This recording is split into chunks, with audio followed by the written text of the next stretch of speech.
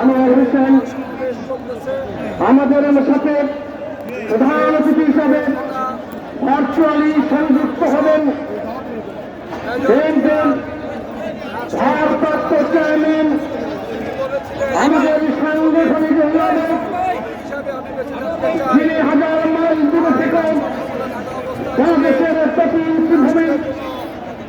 স্বাধীনতা সার্বভৌমত্ব রক্ষা করার জন্য